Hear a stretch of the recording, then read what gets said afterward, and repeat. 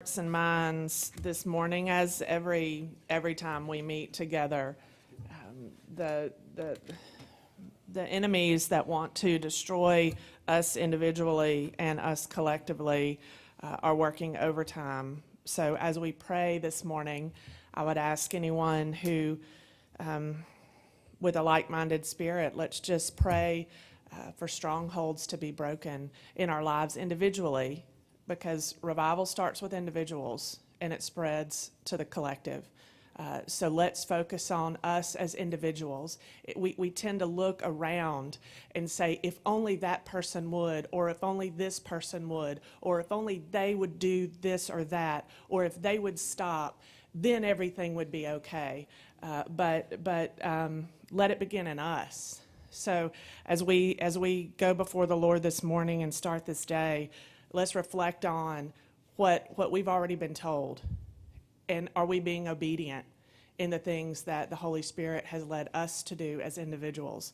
Because again, revival starts with us and spreads to the collective. God, thank you so much that you listen to us, that you are ever present, you are omnipresent, and you are omnipotent. You know and you see everything that's going on. You know and you see the things that go on in the dark places. You know and see what's going on in our spirit, in our hearts and minds, what we allow into our minds, what we allow to make us into who we are, Father. We just ask that you take each person in this room and bring them under the control of the Holy Spirit. God, we want that. We seek that. We seek your power and your presence in our lives as individuals, because, God, we know that we are here on earth but for a very, very short time. And while we are here, we know that we are here for such a time as this. We are here on earth in 2023, not for our own ends, but for your kingdom, to build your kingdom here on earth, Father. And so we ask that you open our eyes and open our hearts and open our minds, that we will not be stuck in pride and self-service, that we will not be stuck in sin, Father, but we will allow the Holy Spirit of God Almighty to break those bonds that hold us back, that we will be released from the bondage of sin that is causing us to stumble every single day, Father. We know that unless you build Montgomery, then we labor in vain.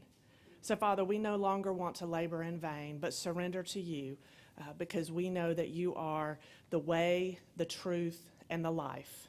Amen. Amen. Good morning.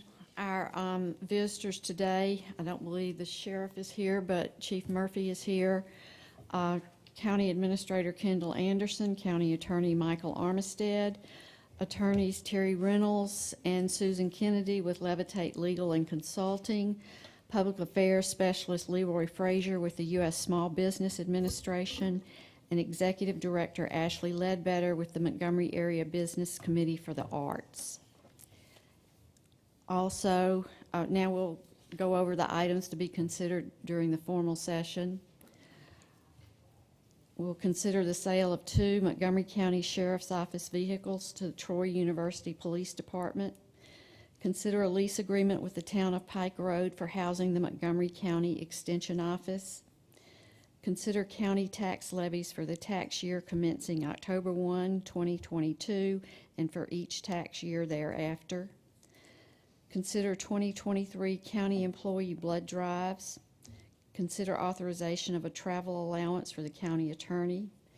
Consider a bid award to Asphalt Contractors, Inc. for various county road projects. Consider miscellaneous appropriations to agencies. Commissioner Harris has added $2,000 to the National Society of Allied Health. Are there any other additions? Consider Board of Education appropriations. Florence, excuse me, can I go back to agency Sure. real quick? Commissioner Harris had $2,000 to Allied Health. Teresa, do you know who we're talking about? Did you get that one? Yes, we've You already already, got it, okay. That's all Dan had, so he'll be here in a second. Consider miscellaneous appropriations from designated revenue.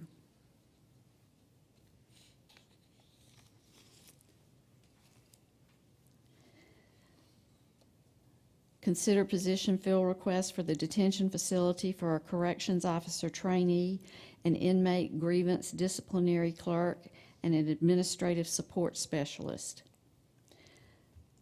Consider position fill request for the engineering department for an administrative officer, county road equipment operator 1, a county road equipment operator 2, county road maintenance supervisor, district maintenance superintendent, and a civil engineer tech 1. Consider a position fill request for the probate judge's office for a customer service clerk. Consider position fill request for the sheriff's office for a deputy sheriff trainee, a deputy sheriff major, an assistant chief deputy, and a deputy sheriff captain.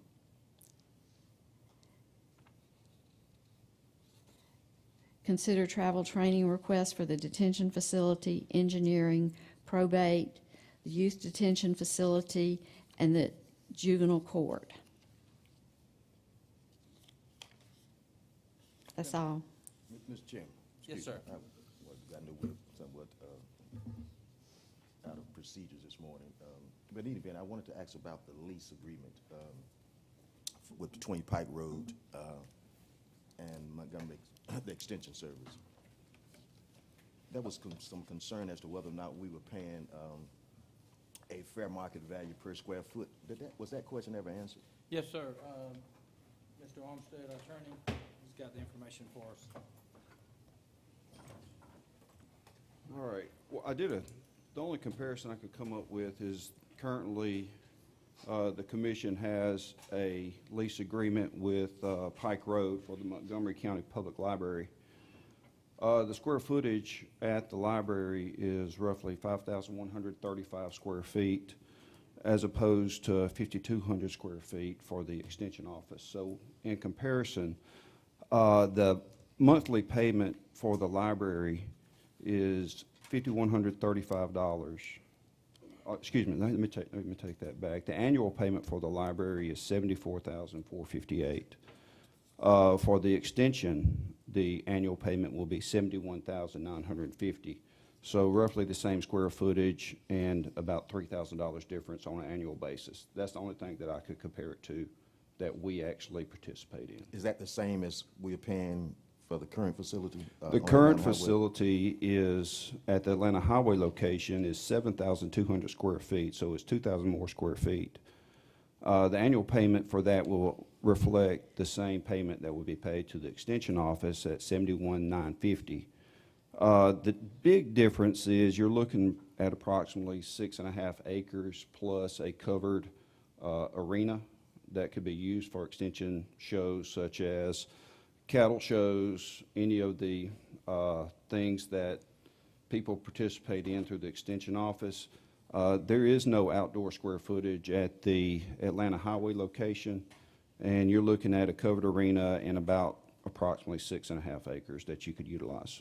So the that's up to extension you guys to Yes, sure. decide. Thank you, sir. The But that's the extension service is facts going to on be it. utilizing all of the, that area out there? Yeah, yes, they wouldn't have exclusive.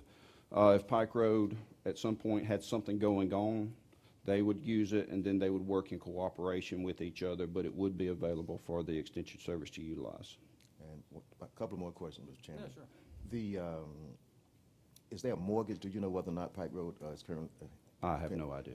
And insurance, now you said that would be, according to this lease agreement, that's an extra fee for the liability insurance that we're required to have on that property. It is, and actually I went through with our risk management, and that is proper and standard in the agreements. Now, some of the places that we rent do not have insurance agreements in it, and that's been a concern with the county.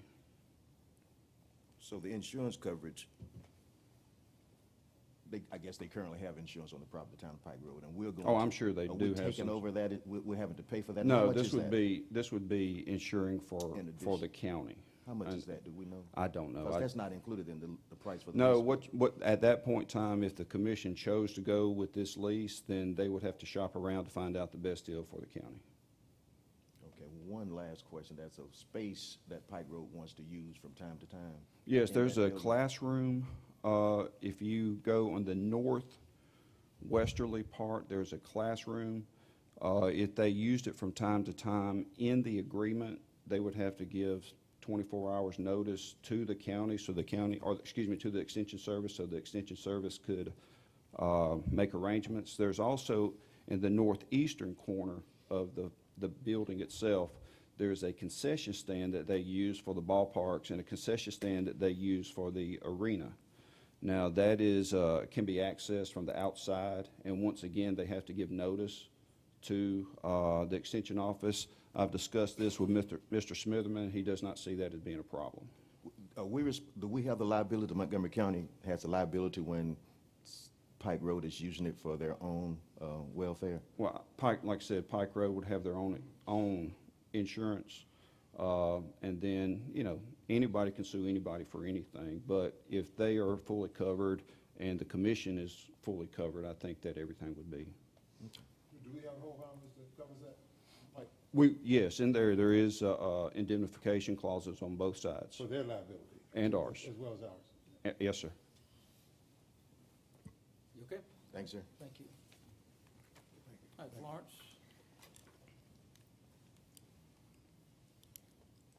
Florence. First, we will hear from Chief Murphy.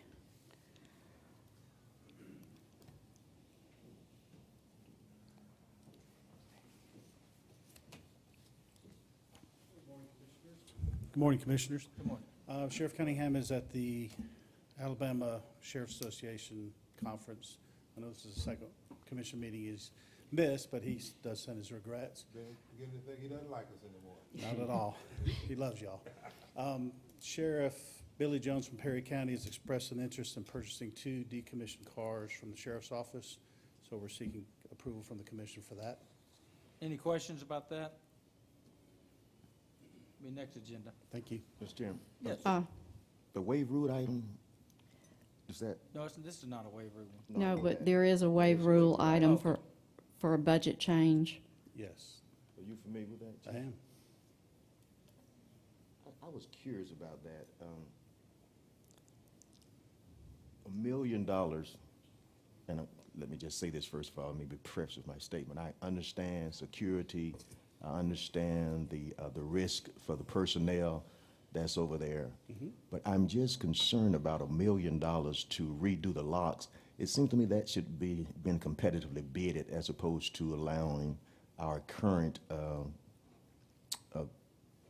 person we have the contract with, I believe at Crosby Communication. Correct. It seems that that would be a bid item. Can you talk to that, why we're not bidding that out?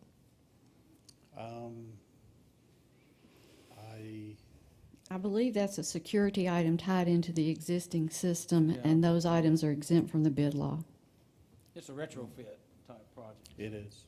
Well, and I was concerned, particularly when I saw the video, you know, I said, oh my goodness, what is going on? I mean, are the inmates just running loose there, and the security and safety of the personnel in jeopardy? So I went over there myself out of curiosity.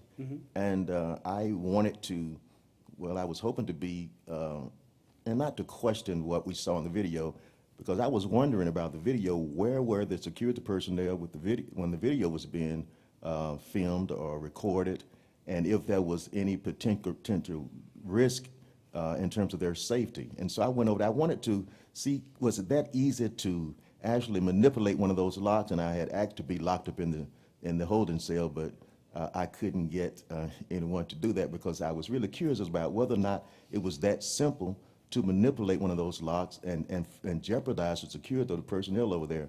But when I looked at the locks, and Mr. Crosby, or someone representing Crosby Communication was there, I didn't see anything specifically wrong with the locks. They couldn't find a lock that actually was malfunctioning. And I understand we've already spent some money on a brand that, based upon my communication with the representative from Crosby Communication, there was nothing wrong with the lock. Now, the Willow brand, of course, is supposed to be, I guess, superior. in terms of the mechanism of operation. But it still seems to me that there's quite a bit to spend, and we don't know how many lots are we buying. That question was never answered. Well, they're all being retrofitted. I was under the impression that we were actually replacing the lots with this Willow brand, at least a number of them. We are. Yes, sir. Those are like the big box locks. Yes, I saw them. Yeah, yes, Yeah. sir. I think the sheriff ordered 10, but the demand is so high that it's gonna take, it's been a couple of years that we have had them on order. And the demand is so high, we're not really sure when we're gonna receive those. This is to retrofit the existing locks, which this is a nationwide problem. The sheriff's had discussions with other sheriffs throughout the country who have the same devices in their facilities. And the video that you saw, there are other videos on YouTube illustrating the problem. So far as if it does occur in our facility, there is a protocol in the observation station to immediately call Rover and officers into the cell block to place the inmate back in his cell. So they may get out temporarily for a moment, but they're quickly put back in. And Kevin, tell everybody, this is inside the jail. This is not the door going out to the street. This is Correct. inside the. These are cell doors. They're not roll doors. They're actually hinged. Yes, sir, I was over there. So one last question now. You say we don't know how many lots $1 million is going to buy.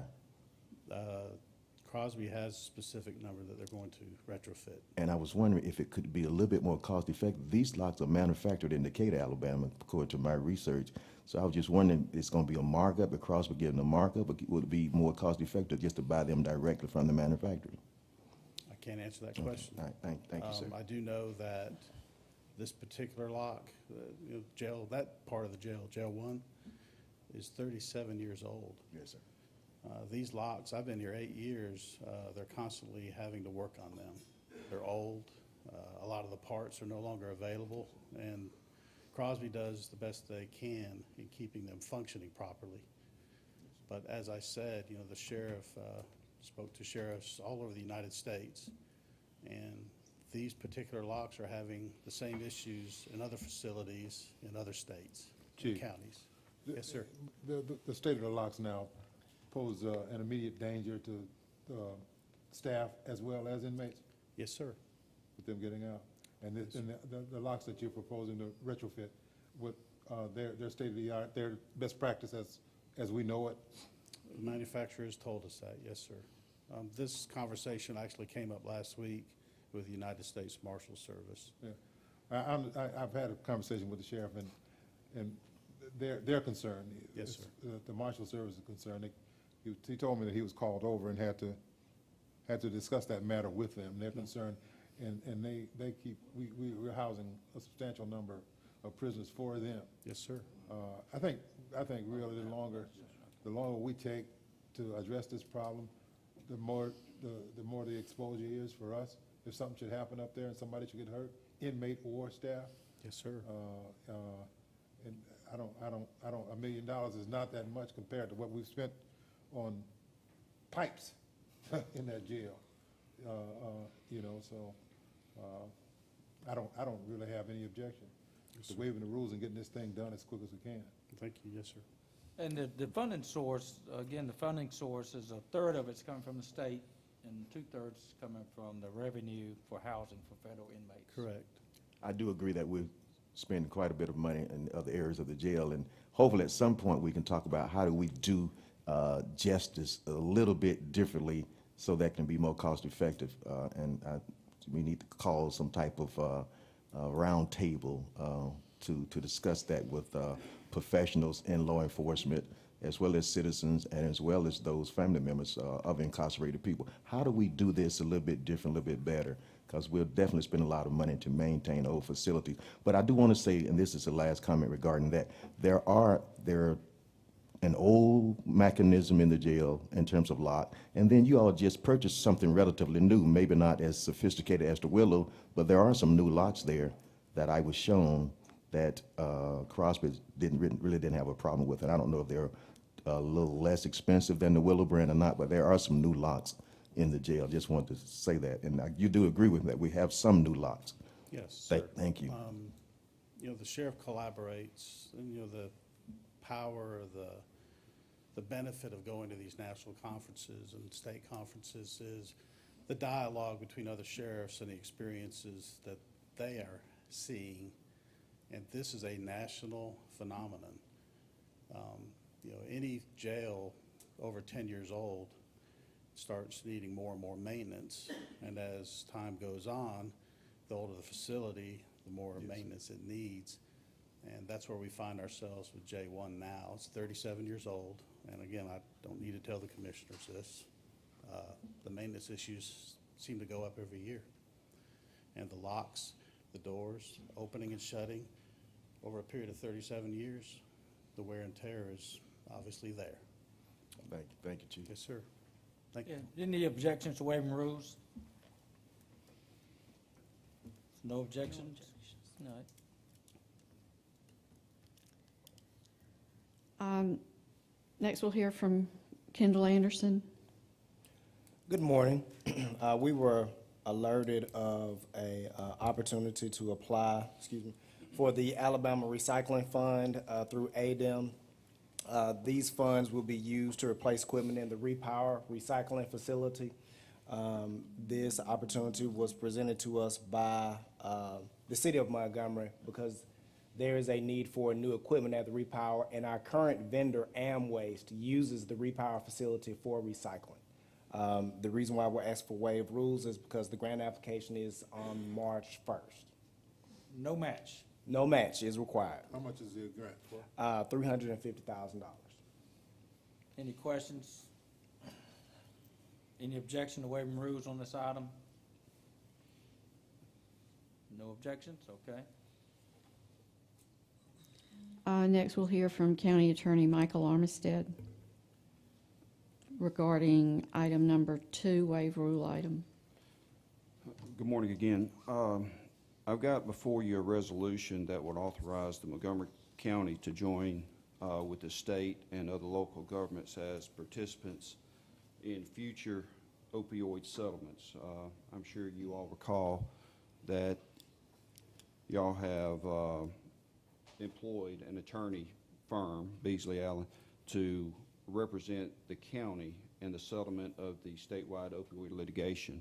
What this resolution will do is it'll allow the commission to join in these agreements and allowing the chairman to sign for those. These settlements are negotiated on a national level, and they're also negotiated through the Alabama Attorney General's office.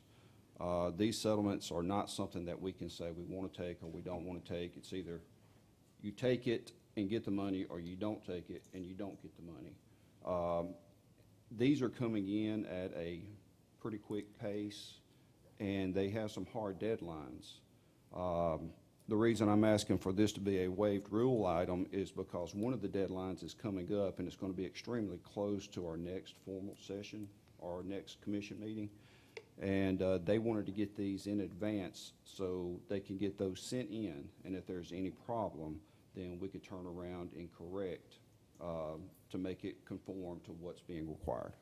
Any questions, Michael? I'm trying to figure out how does this affect what we've done with Beasley Allen? This is in conjunction with them. This resolution was drawn up in conjunction with Beasley Allen. So they recommend this.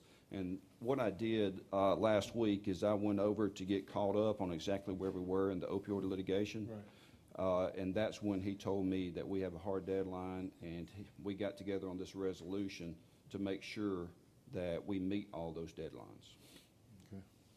Any specific dollar amount that Montgomery County might be entitled to based upon what you know so far? Not yet. They've got, what they do is they settle for a certain amount, and then they have one of the people at the national level distribute on allocation, and I don't have a specific amount, but we have about 5 of them coming up, and as soon as I get those amounts, I'll make sure that I forward those to all of you. What can Montgomery County, assuming we get a significant amount or any at all, what can we do with that money? Are there any restrictions? There are many restrictions. Most of it is to be used for opioid prevention and education. And I can give you, in the settlement agreements, the federal court has listed all the stuff that can be spent on, so I'll make sure I'll get that forwarded to all of you also. Any objection to waiving rules? Okay, thank you, Michael. Yes, sir. Next, we have Terri Reynolds and Susan Kennedy with Levitate. And the mayor's gonna come up with them too, if that's okay with you.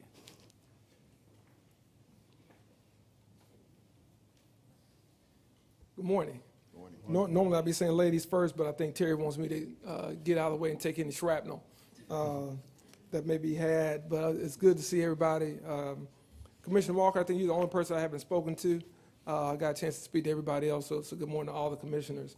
I'm coming on behalf of the city to thank you all again for your cooperation and how we have come together as a city and county to address the Montgomery Thrive Initiative. I think in some of the things that I was just handed, we can see some updates on the initiatives that we've been discussing and moving forward with on the American Rescue Plan Act. And to look at some of the progress that we made is very refreshing.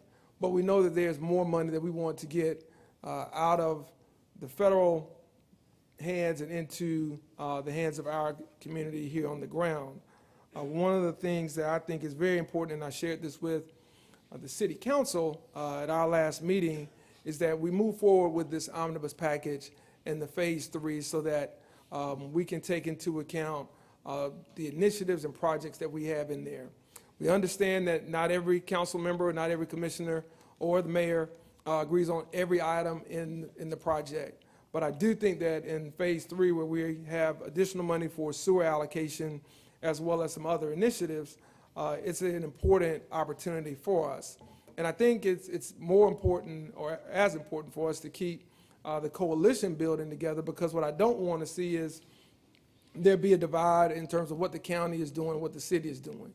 And one of the things that we tried to implore the city council to do was to take the lead at the last meeting and to understand that maybe by showing some good faith and some commitment that we were moving forward on the entire package, that might produce some goodwill, a little bit more confidence here with the county commission. So that vote was deliberate, it was very important, and there are still ongoing items that are being discussed. And so I don't want anyone to think that either from myself or on behalf of the city council, if I may speak on some of the discussion there, that everything is 100% agreed upon. What was agreed upon is that we want to move the process forward, and we understand, listening to our consultants, that all of us participated in bringing aboard, that they have to deal with federal compliance issues.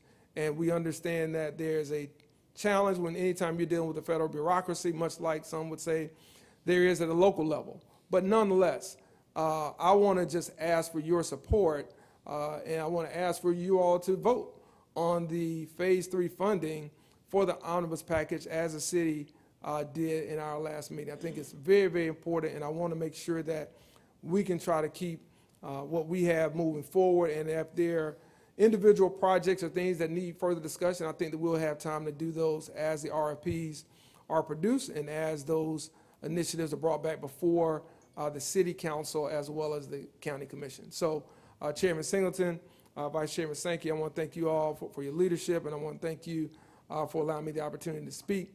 And I will stop right there. If there are any questions, I don't mind taking any of those. But if not, I will turn it over to Terri and Susan to give us some more information. But again, thank you all for the opportunity. And again, I want to ask the county commission to consider a vote for the phase 3 of the omnibus package that the city council voted on in our last meeting. Mr. Mayor. Yes, sir. Thank you so much for coming. Yes, sir. I certainly, and I think all of us appreciate the need to be expedient when it comes to addressing issues that this money was meant to address. But I was just wondering, it seems to me that we're spreading this $85 million out a bit too thin, and so it won't have the impact that we, myself and others have had hoped it would have. And it just seems like we're adding additional people, entities to this list, and it it's diluting the impact, in my opinion, that we could potentially have, particularly in those underserved communities, those communities who've been additionally marginalized. I think Treasury guidelines are very clear that, all of us, of course, were impacted in some way, regardless of how our financial status may be at this time. But communities of color, low-income communities were disproportionately impacted, and Treasury is very clear on their guidelines in terms of how they wanted to address long-standing issues and hopefully how this money could impact us for years and years to come. And I always talk about water and sewer being perhaps one of the best uses for the money, and it fits Treasury guidelines more than anything that I think we've discussed in terms of having a long-term impact and mitigating health disparities. But I just wanted to know, again, do you think that maybe we're trying to add too much and therefore diluting the impact that this ARPA funding could potentially have? I think we're trying to, in the spirit of cooperation, understand that we got 15 elected officials who have priorities for the community. We're trying to accommodate, many of those as best we can for the greater good. And I think that, some of the expenditures might be prioritized by each one of us a little bit differently in terms of what percentage will go to where. But when you're trying to, work within a collective body and one that is a joint body, there have to be concessions. And I think that's what you see in some of this, is that there are concessions being made to, again, get the support for the greater good, so that whether it's sewer, whether it's, hospital violence-based intervention programs or public safety initiatives, we don't see those kind of held hostage because there aren't other projects that people themselves feel are important. And that's part of this process. You all do it every day, and the public gets to see it twice a month. But it's about kind of give and take, and I think that's what you see a little bit there. I know I even had some questions around the downtown partnership and what that means. Well, that's for tourism. That's for economic development. That's to match essentially what Huntsville, Alabama has to grow dollars that we're all going to benefit from for our general fund. It's not just for the mainstay of quote-unquote downtown. It's for center cities to have some of those things that will have a ripple effect on our overall economy throughout. But then we have what I think are more acute programs. The small business program, I think we again have areas around water and sewer and infrastructure.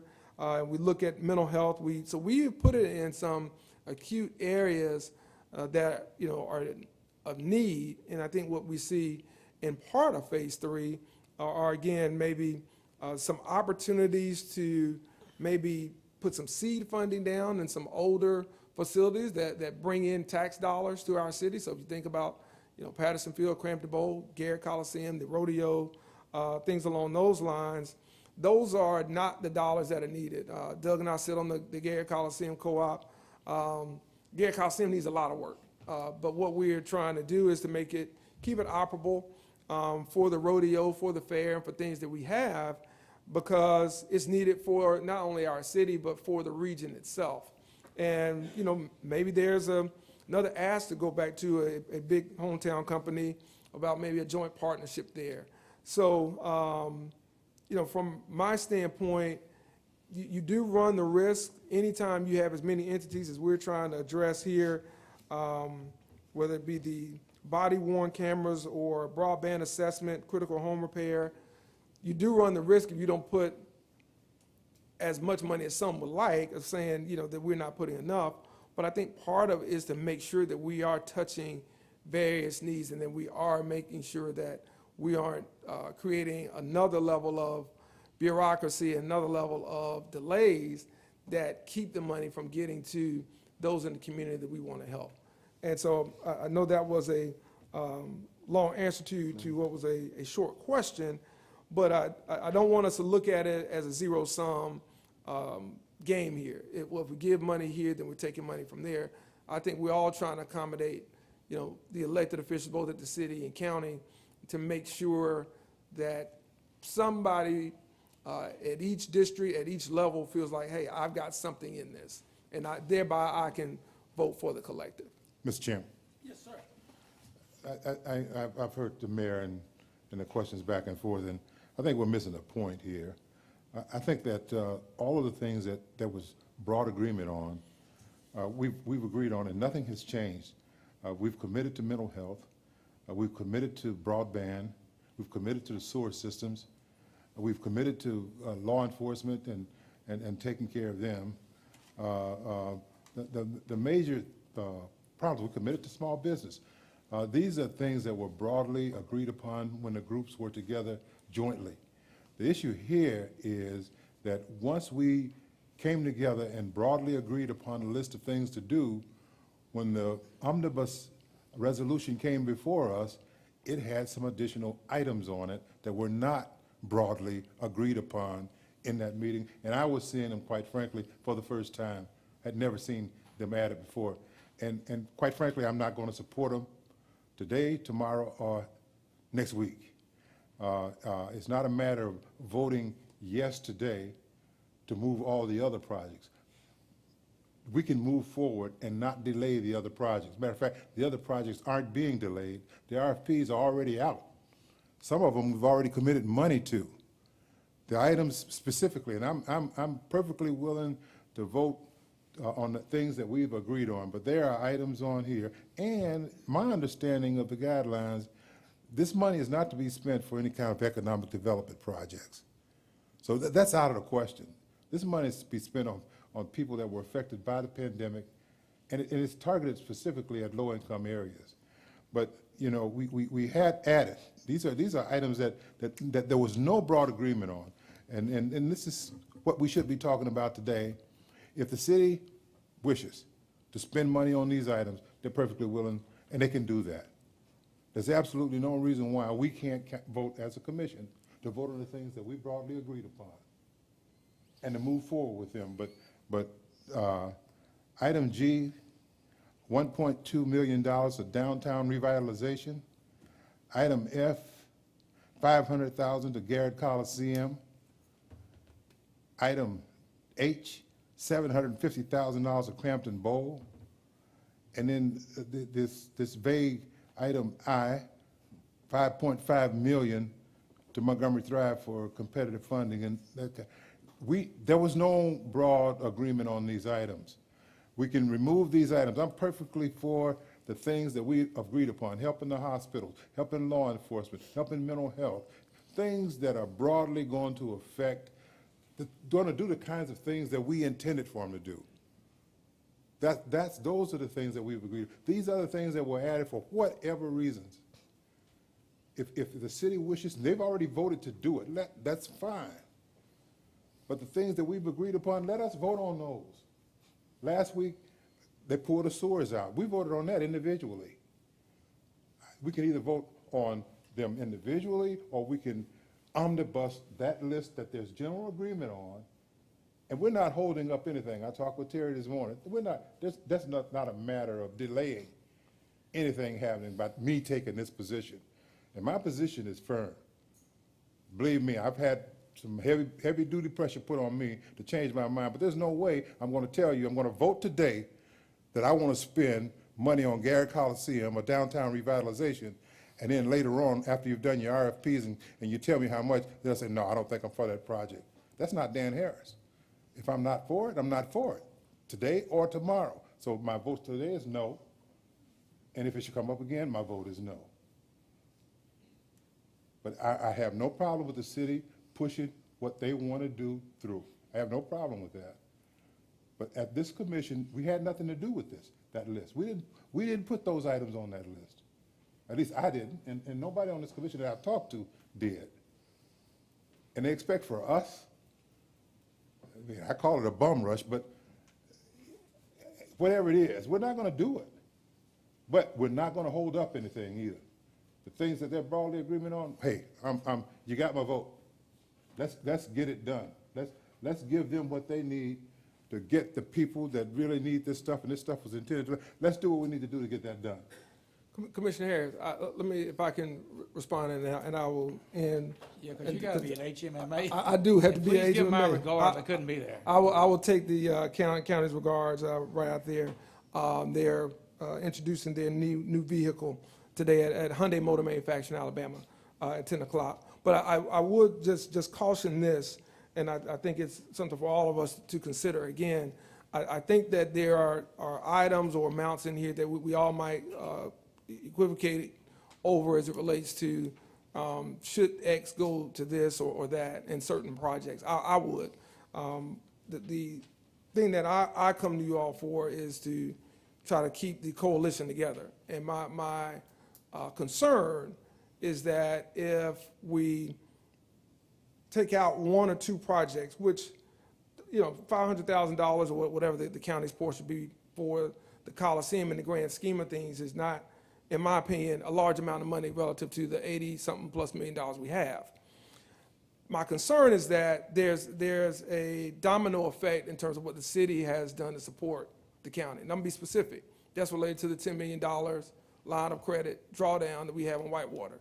Now, the city council voted on that. Doesn't matter, you know, the mayor can be for that, but the city council has to approve that. And I would not want to see agreements that we have in place revisited because there's a sense that there's not the same cooperation at the county on some of the initiatives that may be priorities for the city, that there's not that same cooperative spirit. And so I would just caution you to think about that, because my concern is much bigger than any one project. It is really on the entire effort, and obviously getting this to the residents and those that were impacted, whether it's downtown, the Coliseum, and so forth. Mr. Mayor, I just absolutely refuse to acknowledge or to imagine that degree of pettiness on the city. I just refuse to do it. So if that kind of pettiness would exist down there, let them show it to the people that elected them. I just That's raise all I the can say. point. That's Mayor, all I can say to okay. that. Yeah, we're not gonna act on this today, Mayor, but you really need to get to HMMA. You know, we find a way to get where we need to go We'll talk and- kind of fast sometimes, Doug, when I need to. We'll get together, and then. All right. Susan, Terry, y'all got something y'all wanna add? All right, I'll get out of y'all's way. Thank y'all. Please give Thanks for the regards work. to the county. And we're sorry we couldn't be there. They know that. I told them that. Good morning. We really wanted to come and just provide an update on the procurement status of the projects in Phase 1 and Phase 2, and make a couple of requests. First, we want to make it clear to everyone that the contracts for Caristar and YMCA are finalized. The review process is complete. Those files are together that provides all of the statements and associated documentation required for compliance purposes. I think Susan just put the final dot over the I with both entities for affidavit attesting to some of the things that they had to confirm in order to move forward. So those two contracts are finalized, and they've been delivered to both parties and are ready for signature and execution. The engineering, and that's for sewer and wastewater disposal, to review the status of the septic tanks and other issues in those 4 targeted communities. That contract is in revision. The only thing that is left for us to do, and we've reached out to the elected officials in those districts, but we need those elected officials in those targeted districts to define the lines within which that work will take place so that we can attach it to the scope of work. That's to make sure that the engineers are clear on what you all expect from them and vice versa. So we are working with county officials and city officials who represent those districts to have those meetings. The engineers are preparing mapping so that you guys can have a street-by-street review and draw those lines. Since both entities decided to move forward with traditional sewer, the parameters of that RFP have changed, have decreased. So the focus will be on CCTV. That is a camera system that will allow the engineers to determine in 2 neighborhoods where the tap-ins could occur. So there's some neighborhoods that have the sewer infrastructure but have not tapped in. They need that camera system to go in and figure that out, because what we're told is that Montgomery Water and Sewer does not have that information. So that's a component of the study. Another component of the assessment is wastewater in those targeted neighborhoods, as well as 2 targeted neighborhoods in unincorporated areas. Then we've also asked them to provide you all with sort of a risk assessment matrix. So as you go forward with sewer septic needs in the city and the county, you have a matrix to evaluate where the priorities lie. Because we know there's great needs, that you can't do it all at once.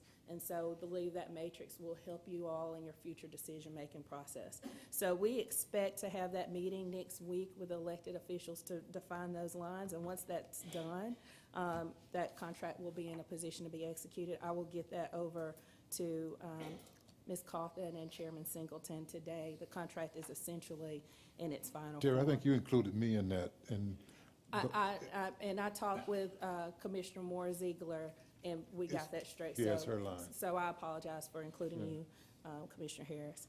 Body-worn cameras with the city and county. The county's purchase is complete. The city's procurement is in the final stages. We've been working with the police department and finance at the city to finalize that contract, so it's ready for execution.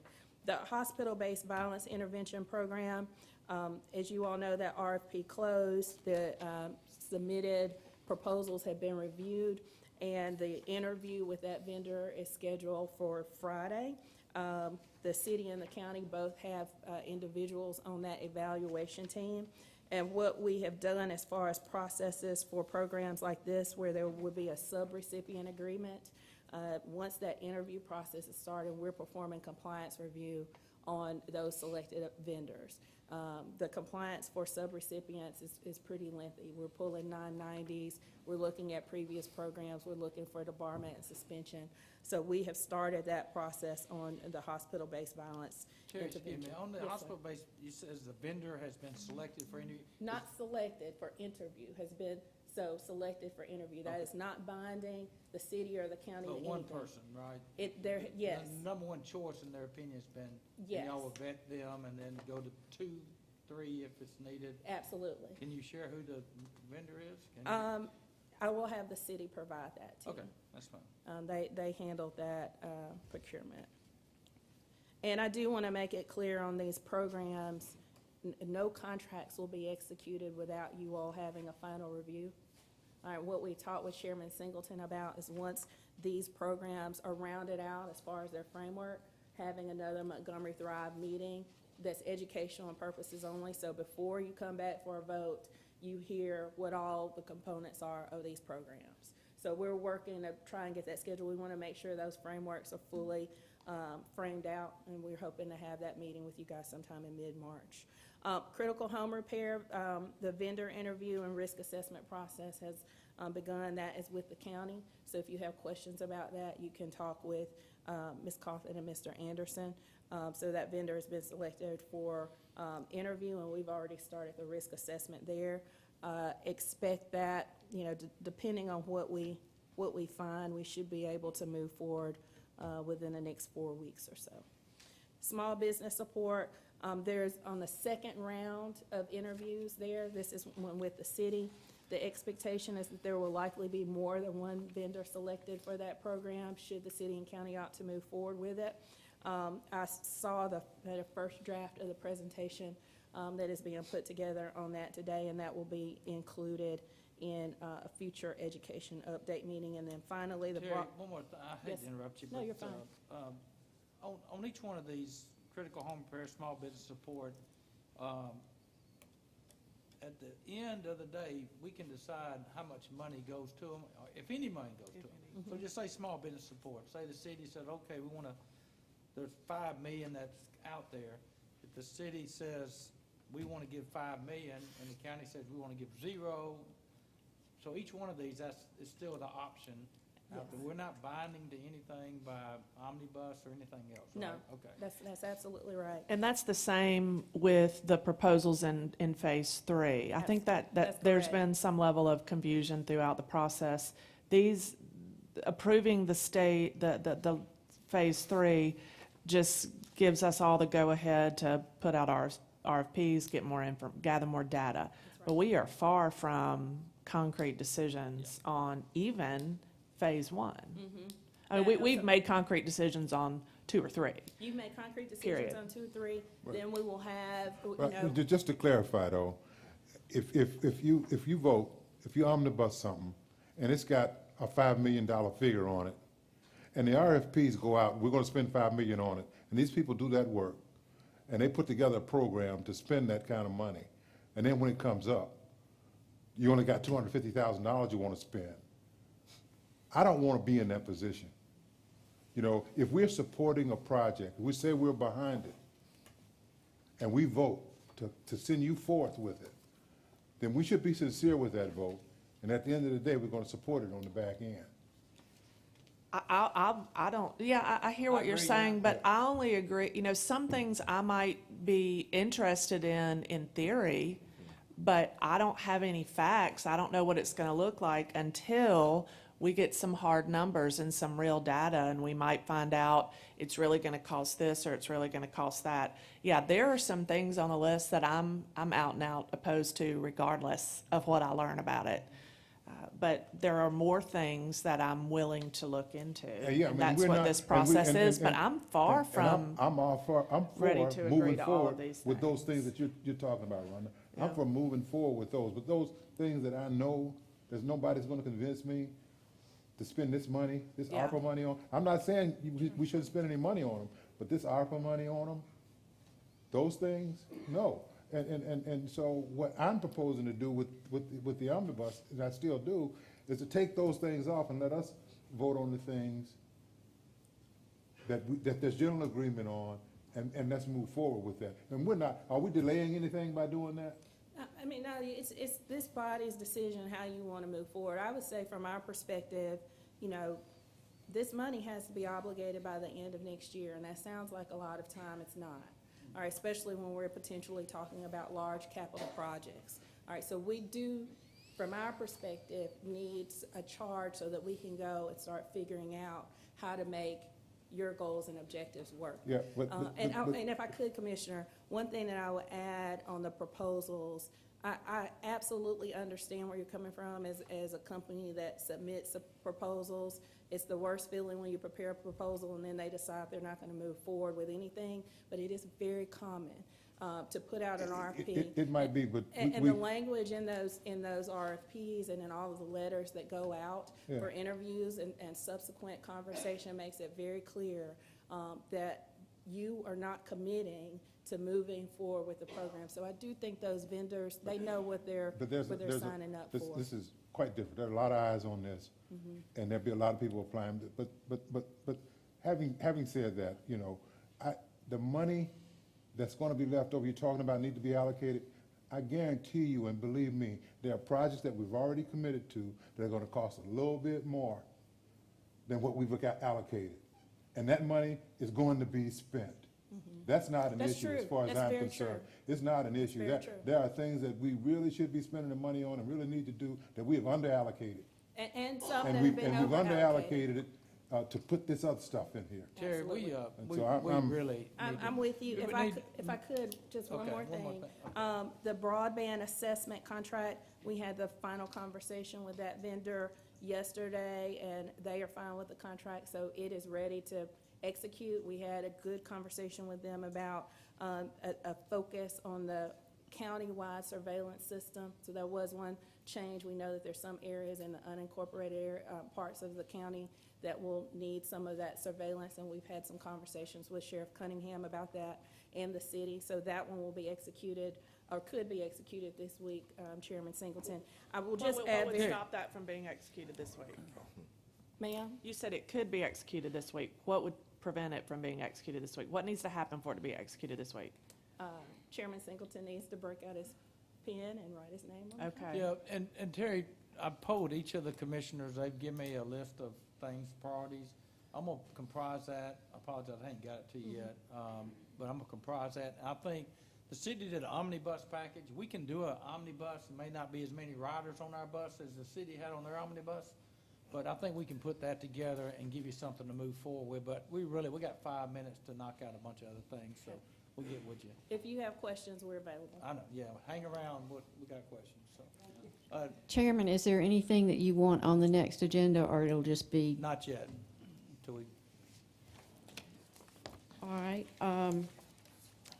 Next, we will hear from Public Affairs Specialist Leroy Frazier with the Small Business Administration.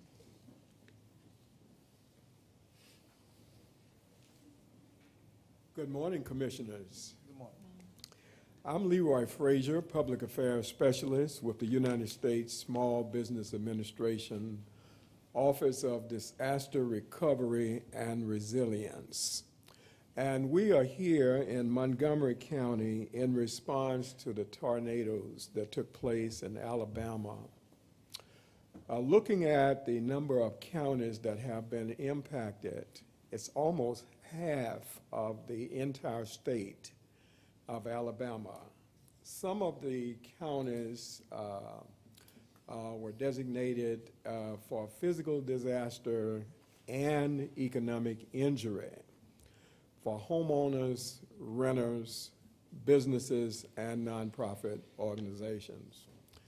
There are other counties, there were about 10 in that area of physical disaster.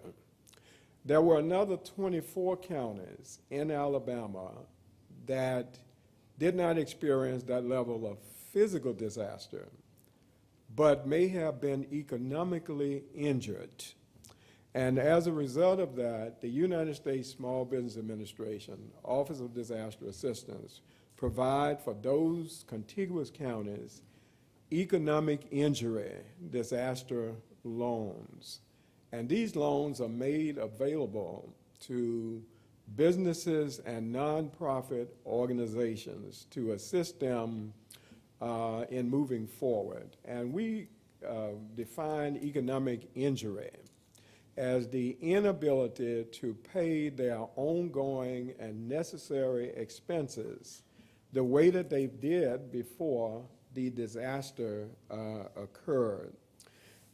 Because of the significant amount of damage that took place through these tornadoes on January 12th, even though there were 10 counties with physical disaster, some of those counties may have been doing business with other counties who may not have been physically impacted. And Montgomery County was designated as a contiguous county, as touching some of the counties that did experience the physical disaster. And so for that reason, I'm appearing before you on today to ask for your assistance through outreach throughout Montgomery County to alert businesses and nonprofit organizations that economic injury disaster loans are available. They are low interest, and I'll mention that. But before I mention the interest rates, let me just say that this money can be used to assist them in payroll, for paying fixed debt, for paying their suppliers, and for other expenses as they talk with the loan officers. They can borrow up to $2 million depending upon the amount of economic injury. And the interest rates are as low as 3.305% for businesses and 2.375% for nonprofit organizations in Montgomery County. The collateral for the first $25,000 of the loan, there is no collateral. But if it goes beyond $25,000 in terms of the loan, that's a discussion between the business and the nonprofit organization and the loan officer with the United States Small Business Administration. There are some things that we suggest that businesses and nonprofit organizations think about when they are considering the loan. One, there is 0% interest for the first 12 months. There is no payment for the first 12 months, and the terms are up to 30 years.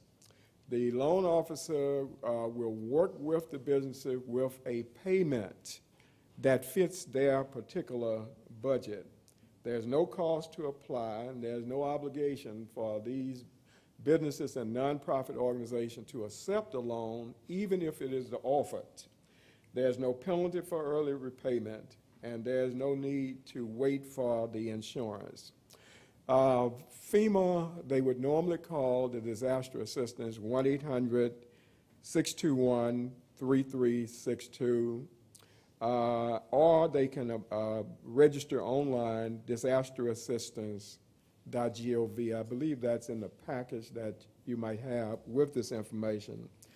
And finally, for the low-interest loans with the United States Small Business Administration for businesses and nonprofit organizations, they can apply online, disasterloanassistance.gov, or they can visit one of our business recovery centers.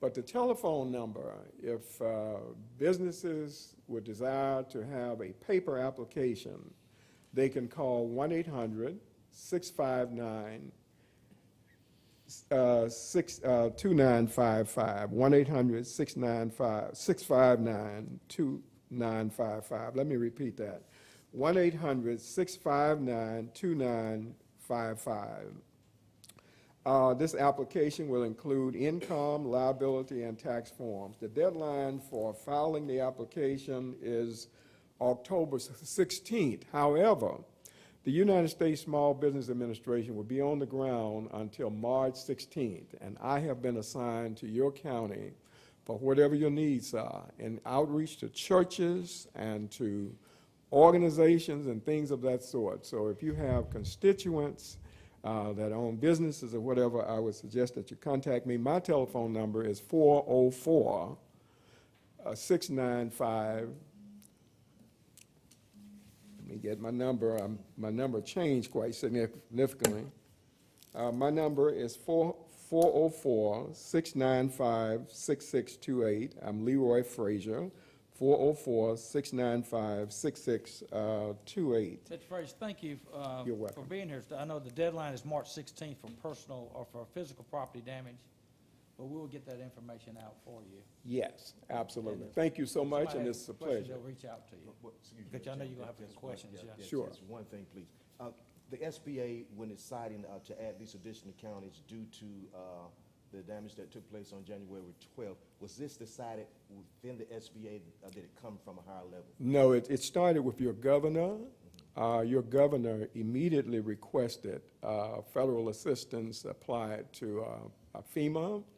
And as a result of that, there were ongoing discussion between your governor and FEMA with a team. They did an assessment of where the damages were.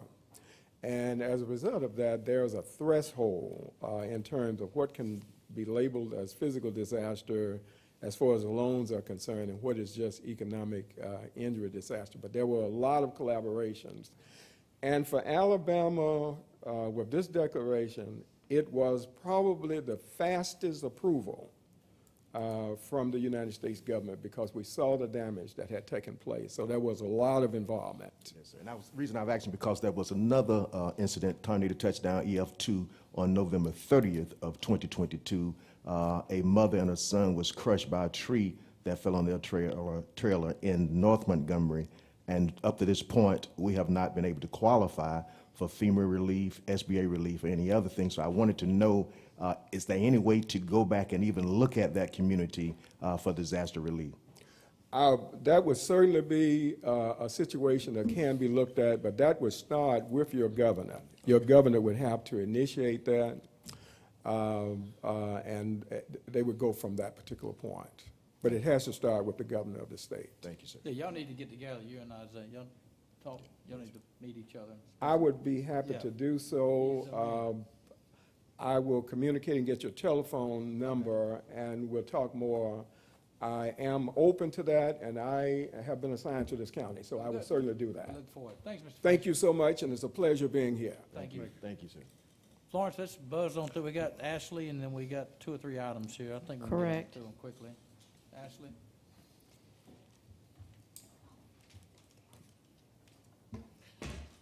Hi there. I won't take just a minute. I'm Ashley Ledbetter with the Business Committee for the Arts, and I just wanted to thank you for your recent renewal of your membership with MABCA. I appreciate that very much.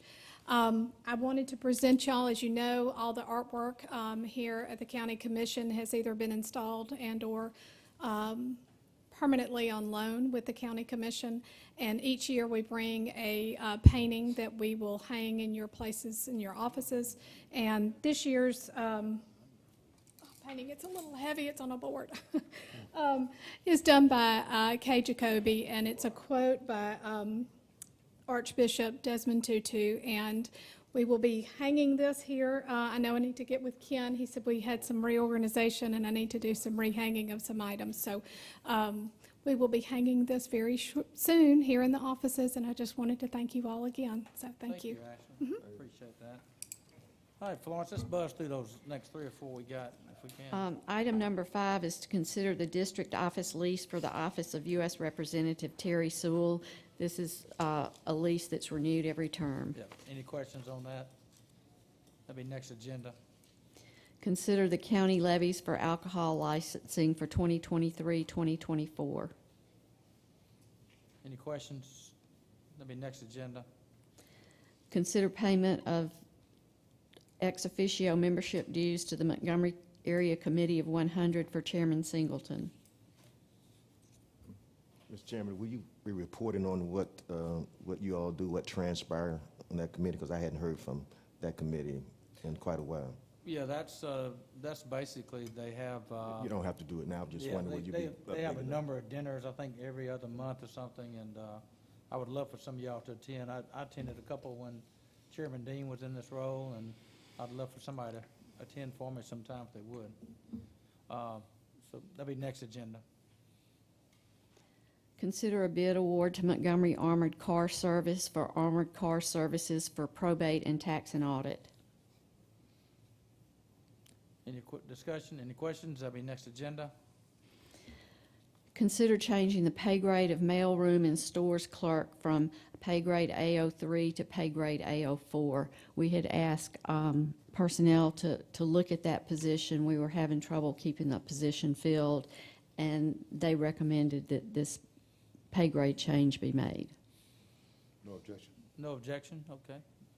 Be next agenda. I think that's all, Florence, right? Does anybody need to take a quick break, or are we good to keep right on going? We need a few minutes to swap over. Okay, let's get about 2-3 minute break, so 10, 11, we will adjourn again together.